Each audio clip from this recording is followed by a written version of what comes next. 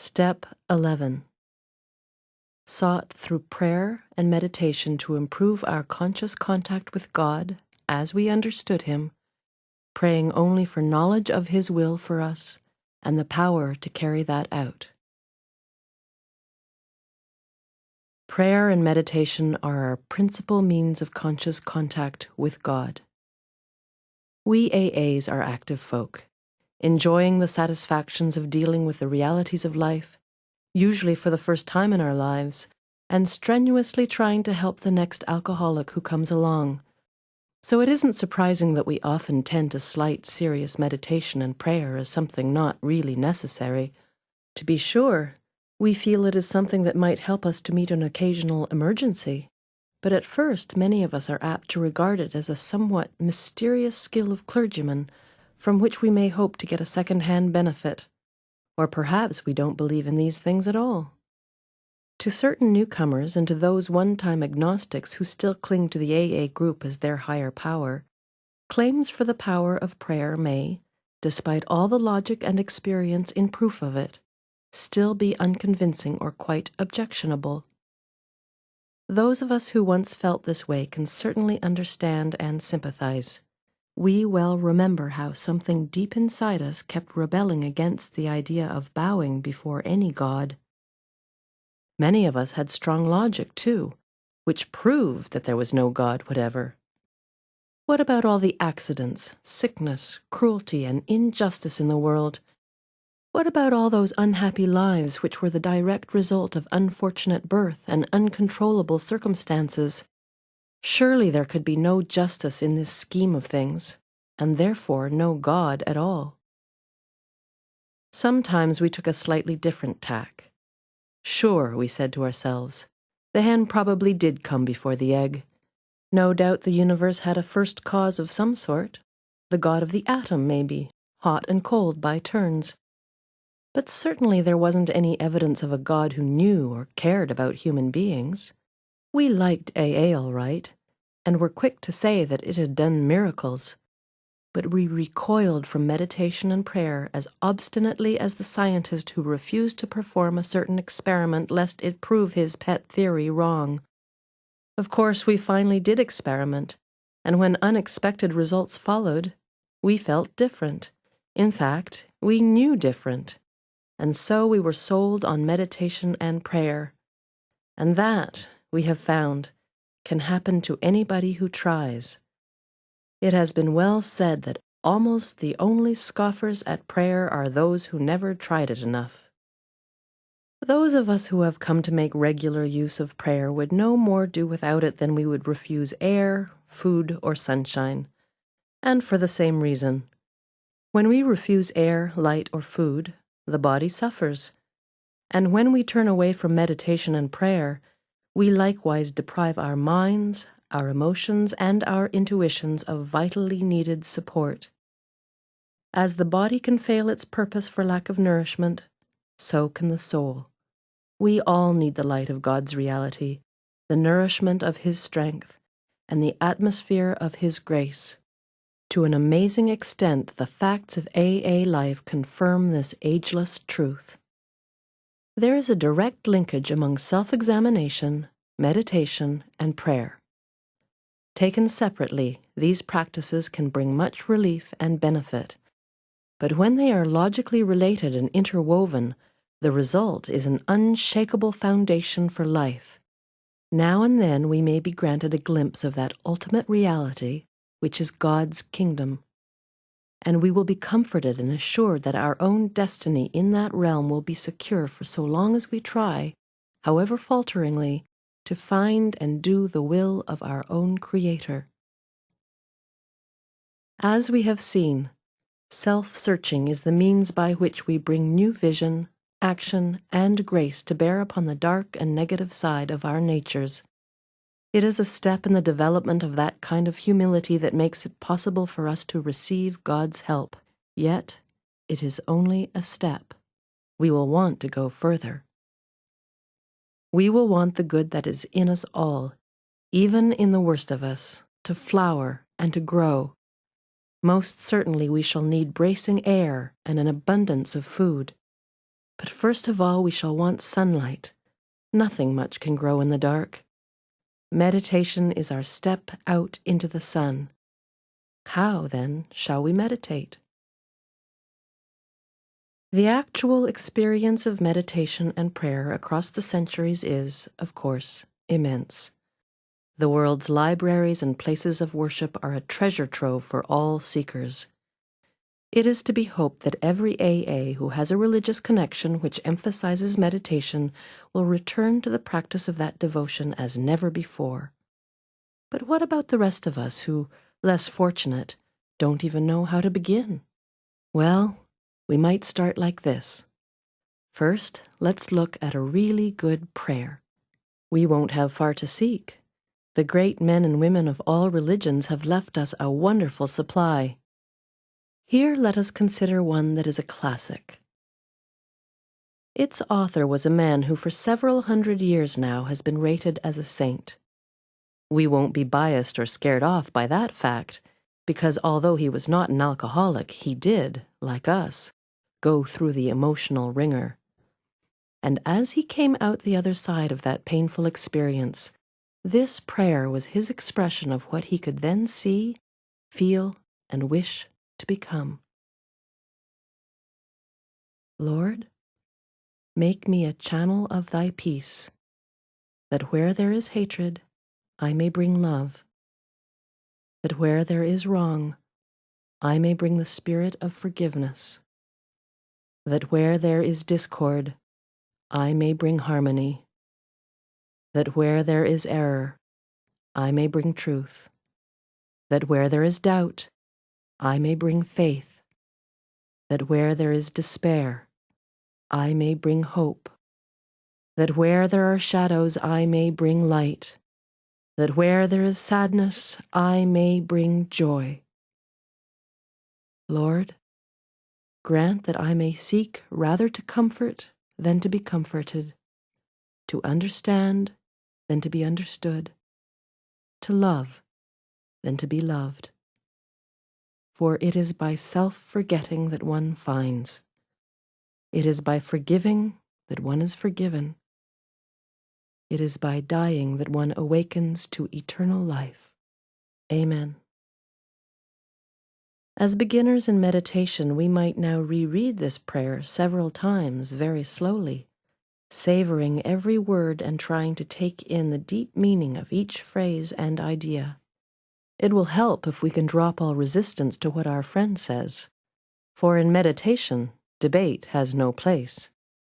We rest quietly with the thoughts of someone who knows, so that we may experience and learn.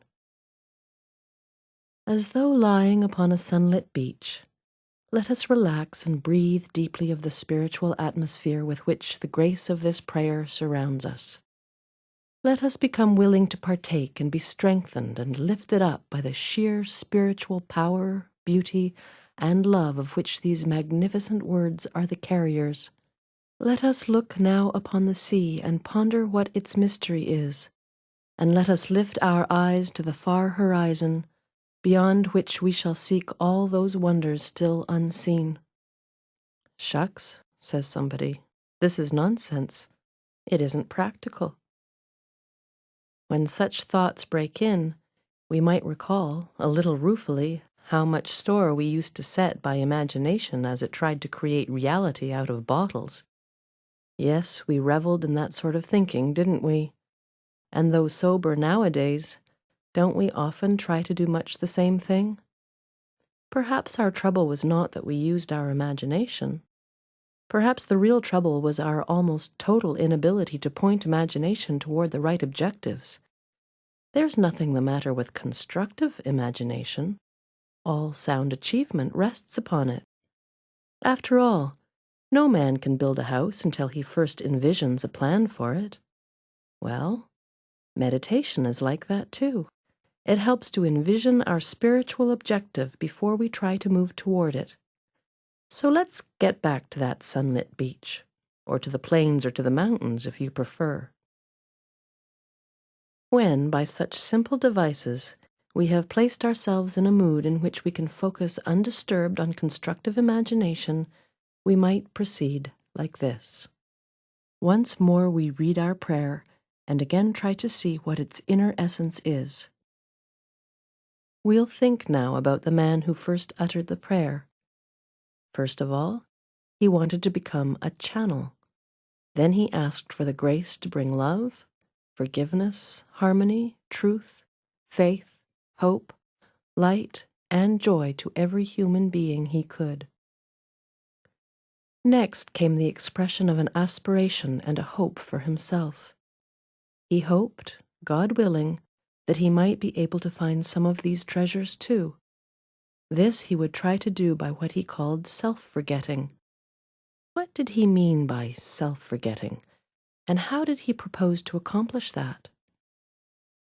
He thought it better to give comfort than to receive it, better to understand than to be understood, better to forgive than to be forgiven. This much could be a fragment of what is called meditation, perhaps our very first attempt at a mood, a flyer into the realm of spirit, if you like. It ought to be followed by a good look at where we stand now, and a further look at what might happen in our lives were we able to move closer to the ideal we have been trying to glimpse. Meditation is something which can always be further developed. It has no boundaries, either of width or height.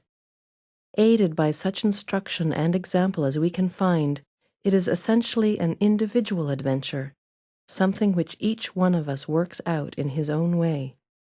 But its object is always the same: to improve our conscious contact with God, with His grace, wisdom, and love.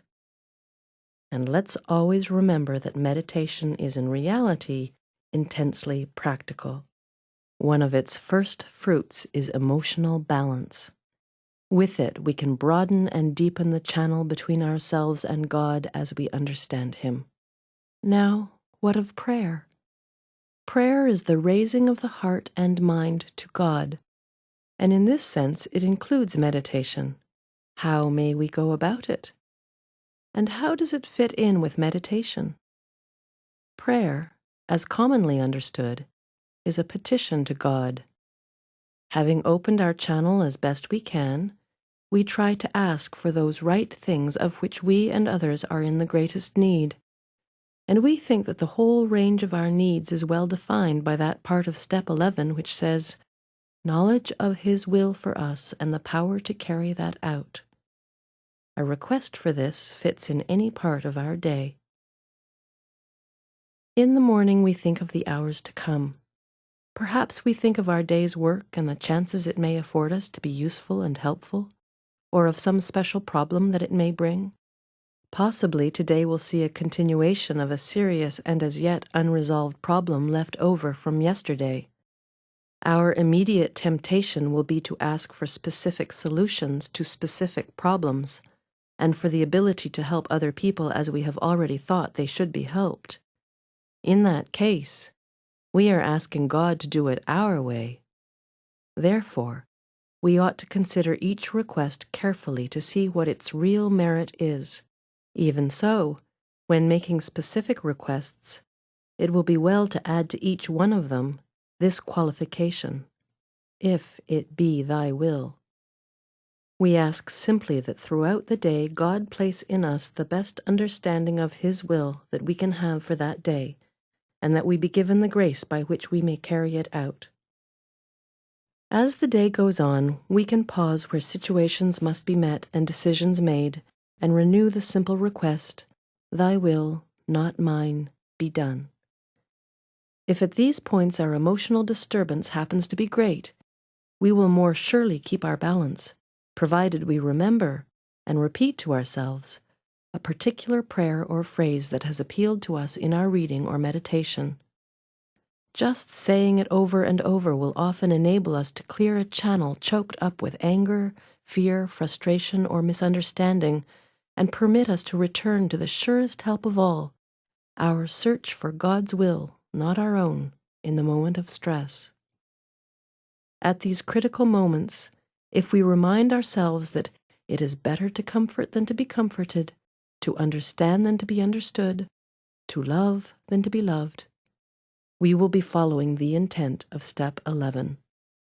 Of course, it is reasonable and understandable that the question is often asked, why can't we take a specific and troubling dilemma straight to God and in prayer secure from Him sure and definite answers to our requests? This can be done, but it has hazards. We have seen AAs ask with much earnestness and faith for God's explicit guidance on matters ranging all the way from a shattering domestic or financial crisis to correcting a minor personal fault, like tardiness. Quite often, however, the thoughts that seem to come from God are not answers at all. They prove to be well-intentioned unconscious rationalizations. The AA, or indeed any man who tries to run his life rigidly by this kind of prayer, by this self-serving demand of God for replies, is a particularly disconcerting individual. To any questioning or criticism of his actions, he instantly proffers his reliance upon prayer for guidance in all matters, great or small. He may have forgotten the possibility that his own wishful thinking and the human tendency to rationalize have distorted his so-called guidance. With the best of intentions, he tends to force his own will into all sorts of situations and problems, with the comfortable assurance that he is acting under God's specific direction. Under such an illusion, he can of course create great havoc without in the least intending it. We also fall into another similar temptation. We form ideas as to what we think God's will is for other people. We say to ourselves, this one ought to be cured of his fatal malady, or that one ought to be relieved of his emotional pain, and we pray for these specific things. Such prayers, of course, are fundamentally good acts, but often they are based upon a supposition that we know God's will for the person for whom we pray. This means that side by side with an earnest prayer, there can be a certain amount of presumption and conceit in us. It is AA's experience that particularly in these cases we ought to pray that God's will, whatever it is, be done for others as well as for ourselves. In AA, we have found that the actual good results of prayer are beyond question. They are matters of knowledge and experience.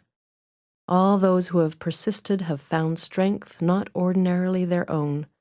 They have found wisdom beyond their usual capability, and they have increasingly found a peace of mind which can stand firm in the face of difficult circumstances. We discover that we do receive guidance for our lives to just about the extent that we stop making demands upon God to give it to us on order and on our terms. Almost any experienced AA will tell how his affairs have taken remarkable and unexpected turns for the better as he tried to improve his conscious contact with God. He will also report that out of every season of grief or suffering, when the hand of God seemed heavy or even unjust, new lessons for living were learned, new resources of courage were uncovered, and that finally, inescapably, the conviction came that God does move in a mysterious way his wonders to perform. All this should be very encouraging news for those who recoil from prayer because they don't believe in it, or because they feel themselves cut off from God's help and direction. All of us, without exception, pass through times when we can pray only with the greatest exertion of will. Occasionally, we go even further than this. We are seized with a rebellion so sickening that we simply won't pray. When these things happen, we should not think too ill of ourselves. We should simply resume prayer as soon as we can, doing what we know to be good for us. Perhaps one of the greatest rewards of meditation and prayer is the sense of belonging that comes to us.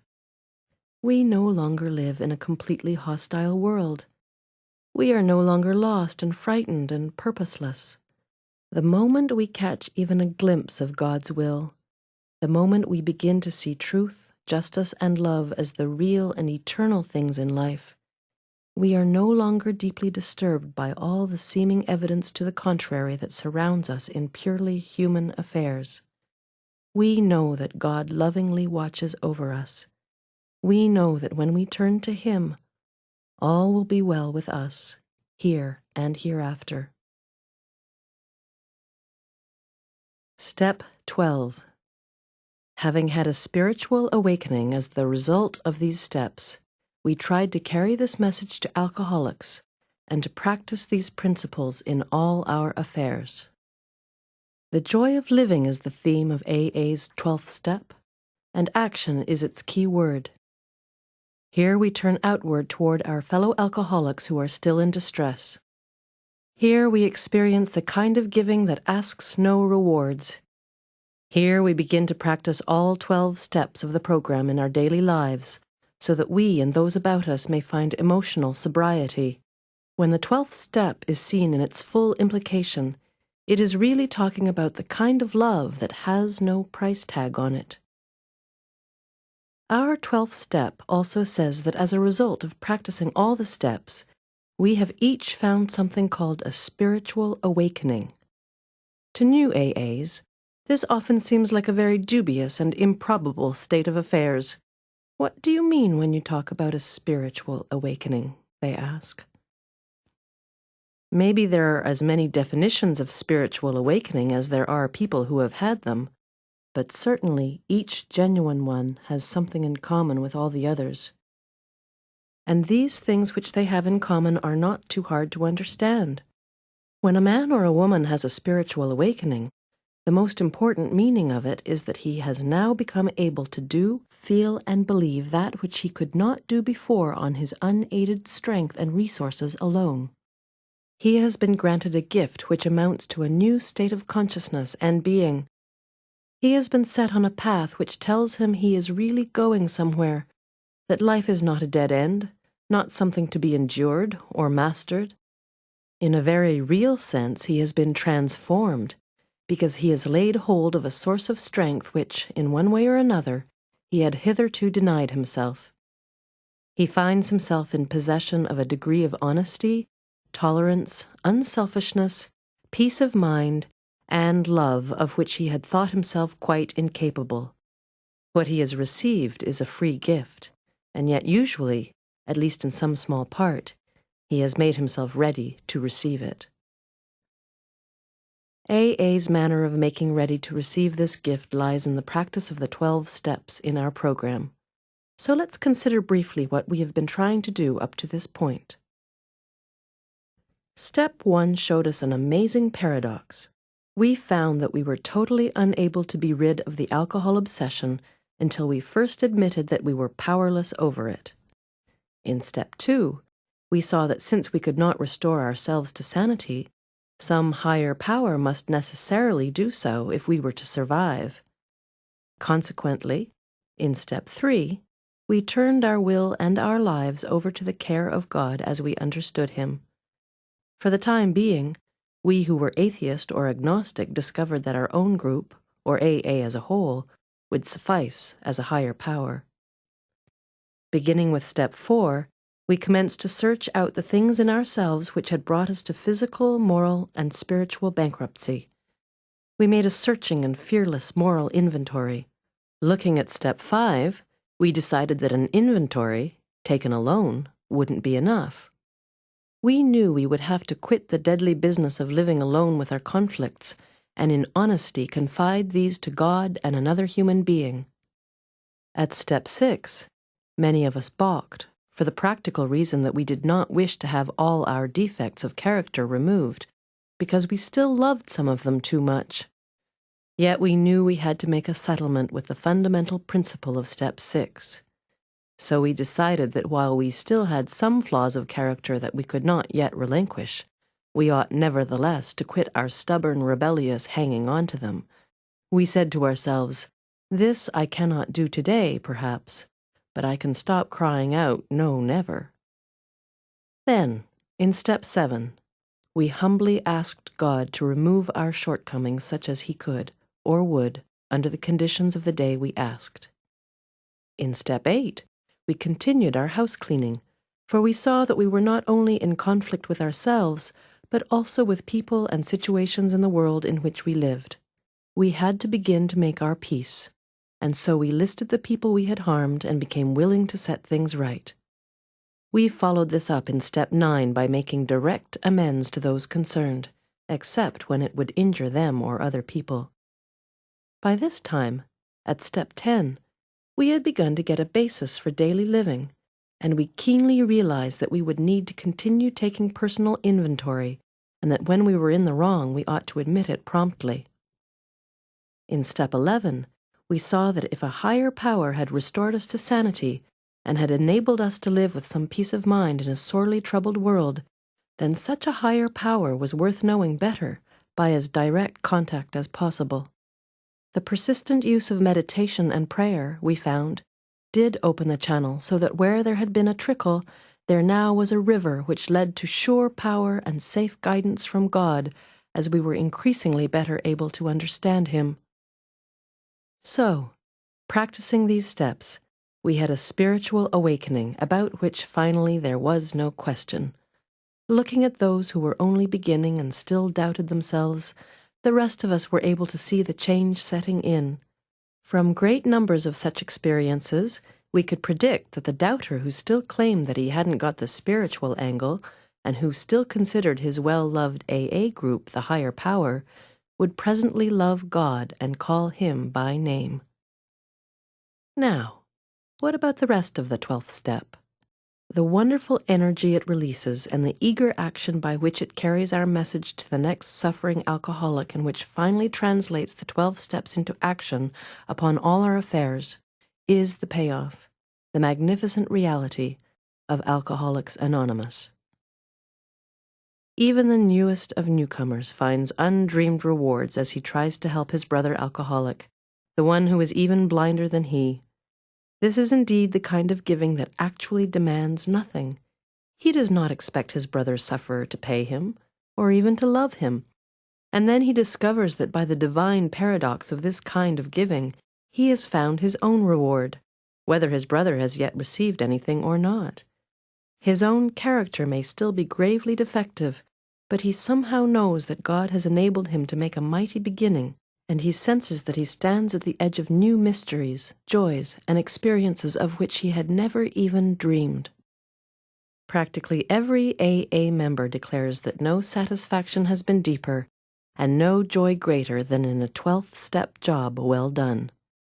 To watch the eyes of men and women open with wonder as they move from darkness into light, to see their lives quickly fill with new purpose and meaning, to see whole families reassembled, to see the alcoholic outcast received back into his community in full citizenship, and above all to watch these people awaken to the presence of a loving God in their lives.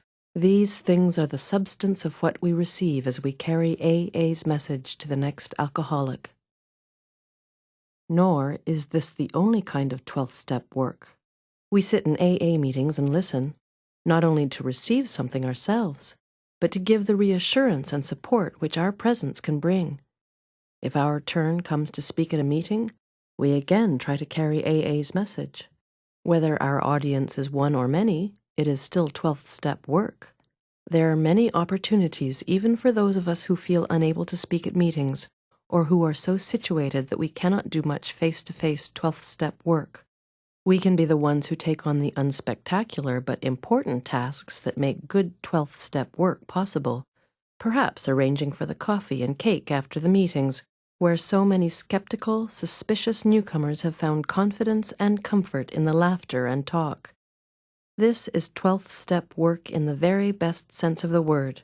Freely ye have received, freely give, is the core of this part of step 12. We may often pass through 12th step experiences where we will seem to be temporarily off the beam.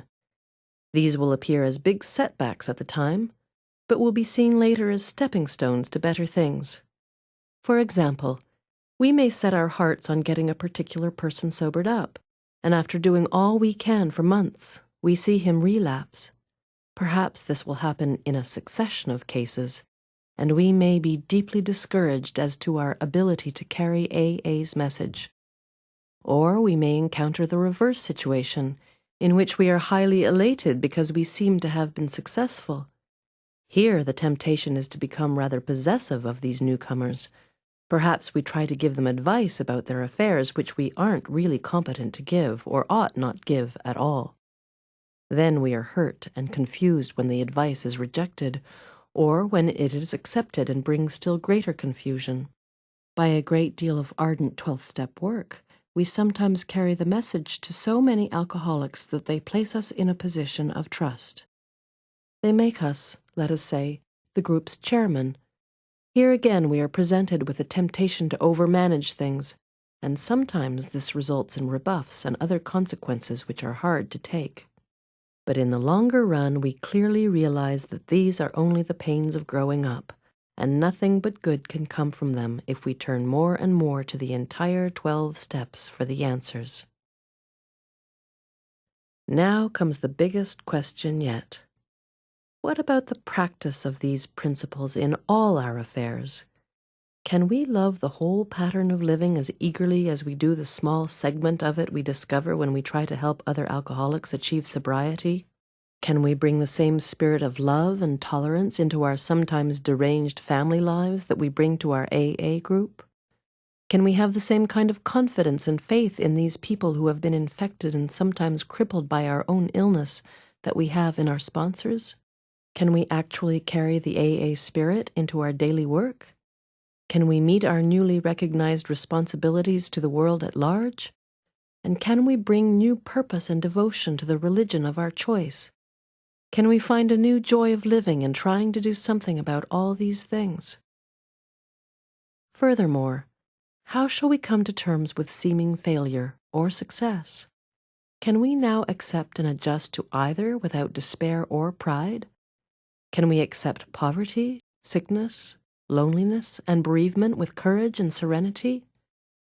Can we steadfastly content ourselves with the humbler yet sometimes more durable satisfactions when the brighter, more glittering achievements are denied us? The AA answer to these questions about living is yes, all of these things are possible. We know this because we see monotony, pain, and even calamity turned to good use by those who keep on trying to practice AA's 12 steps. And if these are facts of life for the many alcoholics who have recovered in AA, they can become the facts of life for many more.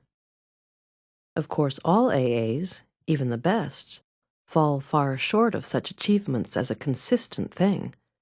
Without necessarily taking that first drink, we often get quite far off the beam. Our troubles sometimes begin with indifference. We are sober and happy in our AA work. Things go well at home and office. We naturally congratulate ourselves on what later proves to be a far too easy and superficial point of view. We temporarily cease to grow because we feel satisfied that there is no need for all of AA's 12 steps for us. We are doing fine on a few of them. Maybe we are doing fine on only 2 of them, the first step and that part of the 12th where we carry the message. In AA slang, that blissful state is known as 2-stepping, and it can go on for years. The best intentioned of us can fall for the 2-step illusion. Sooner or later, the pink cloud stage wears off, and things go disappointingly dull. We begin to think that AA doesn't pay off after all. We become puzzled and discouraged. Then perhaps life, as it has a way of doing, suddenly hands us a great big lump that we can't begin to swallow, let alone digest. We fail to get a worked-for promotion. We lose that good job. Maybe there are serious domestic or romantic difficulties, or perhaps that boy we thought God was looking after becomes a military casualty. What then? Have we alcoholics in AA got, or can we get, the resources to meet these calamities which come to so many? These were problems of life which we could never face up to. Can we now, with the help of God as we understand Him, handle them as well and as bravely as our non-alcoholic friends often do? Can we transform these calamities into assets, sources of growth and comfort to ourselves and those about us? Well, we surely have a chance if we switch from 2-stepping to 12-stepping, if we are willing to receive that grace of God which can sustain and strengthen us in any catastrophe. Our basic troubles are the same as everyone else's, but when an honest effort is made to practice these principles in all our affairs, well-grounded AAs seem to have the ability, by God's grace, to take these troubles in stride and turn them into demonstrations of faith. We have seen AAs suffer lingering and fatal illness with little complaint, and often in good cheer. We have sometimes seen families broken apart by misunderstanding, tensions, or actual infidelity, who are reunited by the AA way of life. Though the earning power of most AAs is relatively high, we have some members who never seem to get on their feet money-wise, and still others who encounter heavy financial reverses. Ordinarily, we see these situations met with fortitude and faith. Like most people, we have found that we can take our big lumps as they come. But also, like others, we often discover a greater challenge in the lesser and more continuous problems of life. Our answer is in still more spiritual development.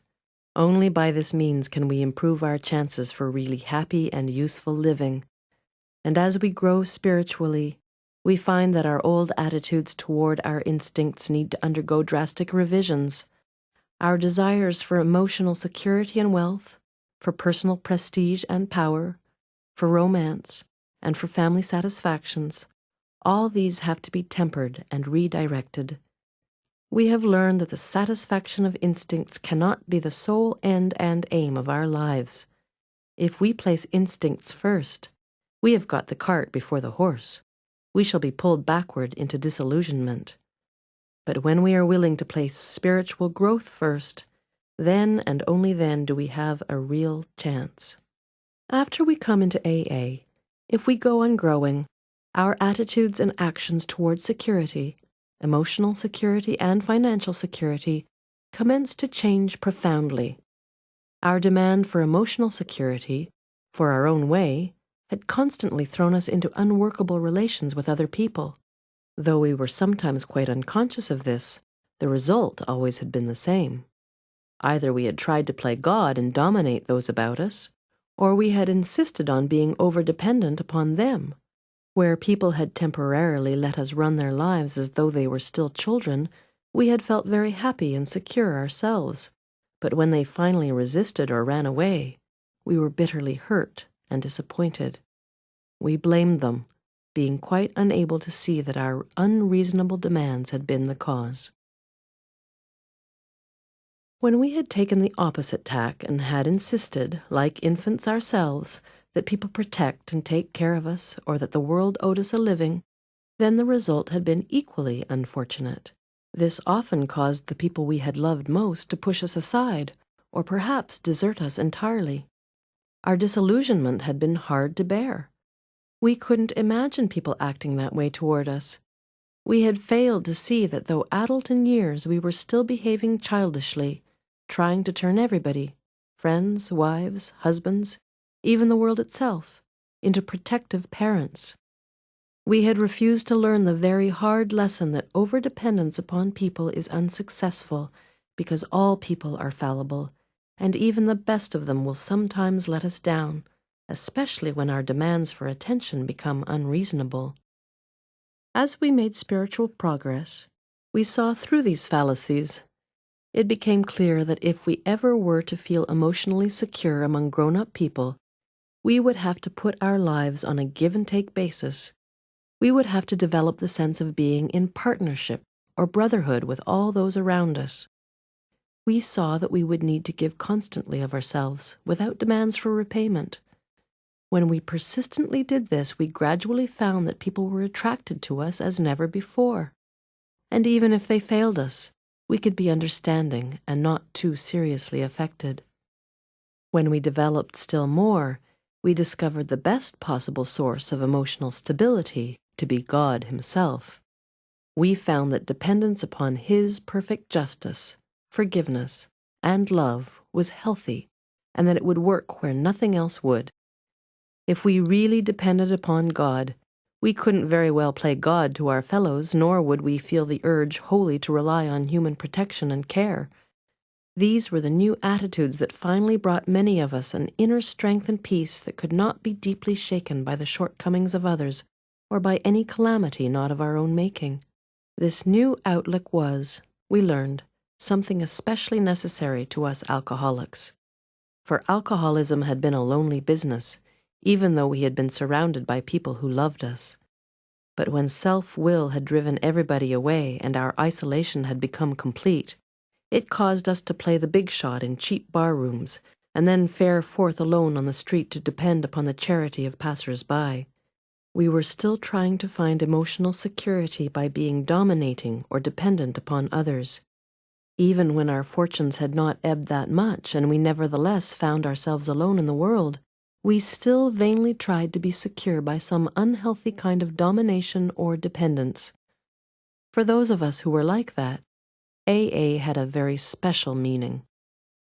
Through it, we begin to learn right relations with people who understand us. We don't have to be alone anymore. Most married folks in AA have very happy homes. To a surprising extent, AA has offset the damage to family life brought about by years of alcoholism. But just like all other societies, we do have sex and marital problems, and sometimes they are distressingly acute. Permanent marriage breakups and separations, however, are unusual in AA. Our main problem is not how we are to stay married. It is how to be more happily married by eliminating the severe emotional twists that have so often stemmed from alcoholism. Nearly every sound human being experiences, at some time in life, a compelling desire to find a mate of the opposite sex with whom the fullest possible union can be made, spiritual, mental, emotional, and physical. This mighty urge is the root of great human accomplishments, a creative energy that deeply influences our lives. God fashioned us that way. So our question will be this: how, by ignorance, compulsion, and self-will, do we misuse this gift for our own destruction? We AAs cannot pretend to offer full answers to age-old perplexities, but our own experience does provide certain answers that work for us. When alcoholism strikes, very unnatural situations may develop which work against marriage partnership and compatible union. If the man is affected, the wife must become the head of the house, often the breadwinner. As matters get worse, the husband becomes a sick and irresponsible child who needs to be looked after and extricated from endless scrapes and impasses. Very gradually, and usually without any realization of the fact, the wife is forced to become the mother of an erring boy. And if she had a strong maternal instinct to begin with, the situation is aggravated. Obviously, not much partnership can exist under these conditions. The wife usually goes on doing the best she knows how, but meanwhile the alcoholic alternately loves and hates her maternal care. A pattern is thereby established that may take a lot of undoing later on. Nevertheless, under the influence of AA's 12 steps, these situations are often set right. Here there is a footnote that reads, "In adapted form, the steps are also used by Al-Anon family groups. Not a part of AA, this worldwide fellowship consists of spouses and other relatives or friends of alcoholics, in AA or still drinking. Its headquarters address is 1600 Corporate Landing Parkway, Virginia Beach, Virginia, 23454-5617. End of the footnote. When the distortion has been great, however, a long period of patient striving may be necessary. After the husband joins AA, the wife may become discontented, even highly resentful that Alcoholics Anonymous has done the very thing that all her years of devotion had failed to do. Her husband may become so wrapped up in AA and his new friends that he is inconsiderately away from home more than when he drank. Seeing her unhappiness, he recommends AA's 12 steps and tries to teach her how to live. She naturally feels that for years she has made a far better job of living than he has. Both of them blame each other and ask when their marriage is ever going to be happy again. They may even begin to suspect it had never been any good in the first place. Compatibility, of course, can be so impossibly damaged that a separation may be necessary. But those cases are the unusual ones. The alcoholic, realizing what his wife has endured, and now fully understanding how much he himself did to damage her and his children, nearly always takes up his marriage responsibilities with a willingness to repair what he can and to accept what he can't. He persistently tries all of AA's 12 steps in his home, often with fine results. At this point, he firmly but lovingly commences to behave like a partner instead of like a bad boy. And above all, he is finally convinced that reckless romancing is not a way of life for him. AA has many single alcoholics who wish to marry and are in a position to do so. Some marry fellow AAs. How do they come out? On the whole, these marriages are very good ones. Their common suffering as drinkers, their common interest in AA and spiritual things, often enhance such unions. It is only where boy meets girl on AA campus, and love follows at first sight, that difficulties may develop. The prospective partners need to be solid AAs and long enough acquainted to know that their compatibility at spiritual, mental, and emotional levels is a fact and not wishful thinking. They need to be as sure as possible that no deep-lying emotional handicap in either will be likely to rise up under later pressures to cripple them. The considerations are equally true and important for the AAs who marry outside AA. With clear understanding and right grown-up attitudes, very happy results do follow. And what can be said of many AA members who, for a variety of reasons, cannot have a family life? At first, many of these feel lonely, hurt, and left out as they witness so much domestic happiness about them. If they cannot have this kind of happiness, can AA offer them satisfactions of similar worth and durability? Yes, whenever they try hard to seek them out. Surrounded by so many AA friends, these so-called loners tell us they no longer feel alone. In partnership with others, women and men, they can devote themselves to any number of ideas, people, and constructive projects. Free of marital responsibilities, they can participate in enterprises which would be denied to family men and women. We daily see such members render prodigies of service and receive great joys in return. Where the possession of money and material things was concerned, our outlook underwent the same revolutionary change. With a few exceptions, all of us had been spendthrifts. We threw money about in every direction with the purpose of pleasing ourselves and impressing other people. In our drinking time, we acted as if the money supply was inexhaustible, though between binges we'd sometimes go to the other extreme and become almost miserly. Without realizing it, we were just accumulating funds for the next spree. Money was the symbol of pleasure and self-importance. When our drinking had become much worse, money was only an urgent requirement which could supply us with the next drink and the temporary comfort of oblivion it brought. Upon entering AA, these attitudes were sharply reversed, often going much too far in the opposite direction. The spectacle of years of waste threw us into panic. There simply wouldn't be time, we thought, to rebuild our shattered fortunes. How could we ever take care of those awful debts, possess a decent home, educate the kids, and set something by for old age? Financial importance was no longer our principal aim. We now clamored for material security. Even when we were well re-established in our business, these terrible fears often continued to haunt us. This made us misers and penny pinchers all over again. Complete financial security we must have, or else.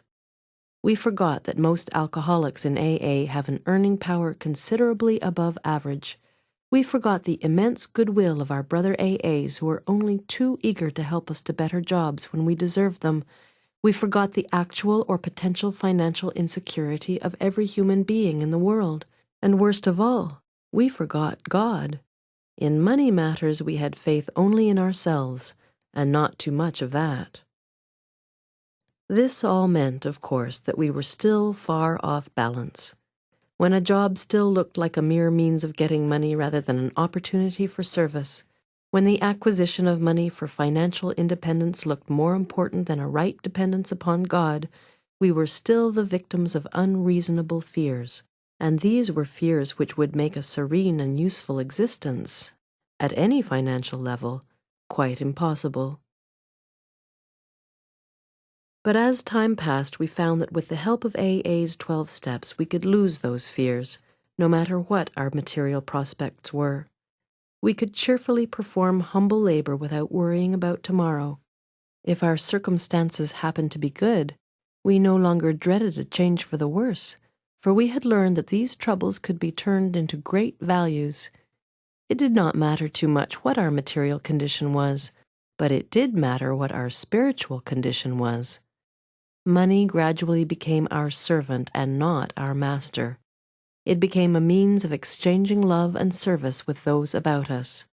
When, with God's help, we calmly accepted our lot, then we found we could live at peace with ourselves and show others who still suffered the same fears that they could get over them too.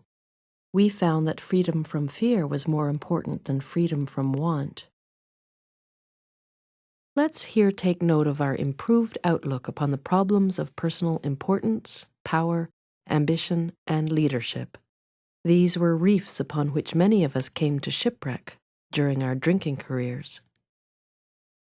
Practically every boy in the United States dreams of becoming our president. He wants to be his country's #1 man. As he gets older and sees the impossibility of this, he can smile good-naturedly at his childhood dream. In later life, he finds that real happiness is not to be found in just trying to be a #1 man, or even a first-rater in the heartbreaking struggle for money, romance, or self-importance. He learns that he can be content as long as he plays well whatever cards life deals him. He's still ambitious, but not absurdly so, because he can now see and accept actual reality. He's willing to stay right size. But not so with alcoholics. When AA was quite young, a number of eminent psychologists and doctors made an exhaustive study of a good-sized group of so-called problem drinkers. The doctors weren't trying to find how different we were from one another. They sought to find whatever personality traits, if any, this group of alcoholics had in common. They finally came up with a conclusion that shocked the AA members of that time. These distinguished men had the nerve to say that most of the alcoholics under investigation were still childish, emotionally sensitive, and grandiose. How we alcoholics did resent that verdict. We would not believe that our adult dreams were often truly childish, and considering the rough deal life had given us, we felt it perfectly natural that we were sensitive. As to our grandiose behavior, we insisted that we had been possessed of nothing but a high and legitimate ambition to win the battle of life. In the years since, however, most of us have come to agree with those doctors. We have had a much keener look at ourselves and those about us. We have seen that we were prodded by unreasonable fears or anxieties into making a life business of winning fame, money, and what we thought was leadership. So false pride became the reverse side of that ruinous coin marked fear. We simply had to be #1 people to cover up our deep-lying inferiorities. In fitful successes we boasted of greater feats to be done. In defeat, we were bitter. If we didn't have much of any worldly success, we became depressed and cowed. Then people said we were of the inferior type. But now we see ourselves as chips off the same old block. At heart, we had all been abnormally fearful. It mattered little whether we had sat on the shore of life drinking ourselves into forgetfulness, or had plunged in recklessly and willfully beyond our depth and ability. The result was the same. All of us had nearly perished in a sea of alcohol. But today, in well-matured AAs, these distorted drives have been restored to something like their true purpose and direction. We no longer strive to dominate or rule those about us in order to gain self-importance. We no longer seek fame and honor in order to be praised. When by devoted service to family, friends, business, or community we attract widespread affection and are sometimes singled out for posts of greater responsibility and trust, we try to be humbly grateful and exert ourselves the more in a spirit of love and service. True leadership, we find, depends upon able example, and not upon vain displays of power or glory. Still more wonderful is the feeling that we do not have to be specially distinguished among our fellows in order to be useful and profoundly happy. Not many of us can be leaders of prominence, nor do we wish to be. Service, gladly rendered, obligations squarely met, troubles well accepted or solved with God's help, the knowledge that at home or in the world outside we are partners in a common effort, the well-understood fact that in God's sight all human beings are important, the proof that love freely given surely brings a full return, the certainty that we are no longer isolated and alone in self-constructed prisons, the surety that we need no longer be square pegs in round holes but can fit and belong in God's scheme of things. These are the permanent and legitimate satisfactions of right living for which no amount of pomp and circumstance, no heap of material possessions could possibly be substitutes. True ambition is not what we thought it was. True ambition is the deep desire to live usefully and walk humbly under the grace of God. These little studies of AA's 12 steps now come to a close. We have been considering so many problems that it may appear that AA consists mainly of racking dilemmas and troubleshooting. To a certain extent, that is true. We have been talking about problems because we are problem people who have found a way up and out, and who wish to share our knowledge of that way with all who can use it. For it is only by accepting and solving our problems that we can begin to get right with ourselves and with the world about us, and with Him who presides over us all. Understanding is the key to right principles and attitudes, and right action is the key to good living. Therefore, the joy of good living is the theme of AA's 12th step. With each passing day of our lives, may every one of us sense more deeply the inner meaning of AA's simple prayer.